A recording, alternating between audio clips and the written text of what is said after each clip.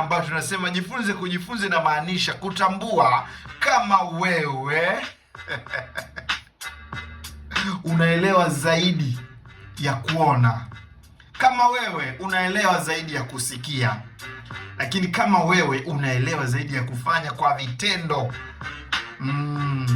Sasa ni kwa namna gani ambavyo unaelewa zaidi ya hivyo vitu? Kwenye kujifunza ama kujifunza vitu vipya kila siku. Jifunze kujifunza ni kujijaribu mwenyewe bila kuangalia majibu, badala ya kusoma tu kurasa mfululizo. Kujijaribu wewe mwenyewe. Kuna wale watu ambao mnakuja kama motivational speaker, mnatuhamasisha kufanya vitu fulani. Ukifanya hivi inakuwa bora, ukifanya hivi inakuwa hivi. So umeshawahi kujijaribu wewe mwenyewe kwenye hivyo ambavyo unakuja kutuambia, ama unatusomea tu kurasa ya hayo ambayo unataka tujifunze kwayo?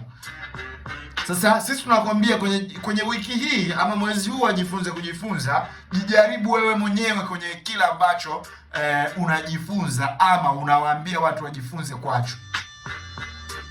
Si unasema kilimo labda cha mananasi kinalipa, unatupa na mbinu ya kulima.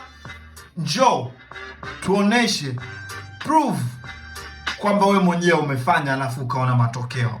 Na ndio sababu tuko kwenye wiki na mwezi wa jifunze kujifunza. So jifunze kwa kujijaribu wewe mwenyewe. Kila unachokifanya, kila unachoambia watu wafanye, wewe mwenyewe ukiambiwa ukifanya unaweza, ama ulishawahi kujaribu kukifanya wewe mwenyewe? Yes, jijaribu wewe mwenyewe, kwa sababu ni njia moja wapo na nzuri sana ya kujifunza kujifunza.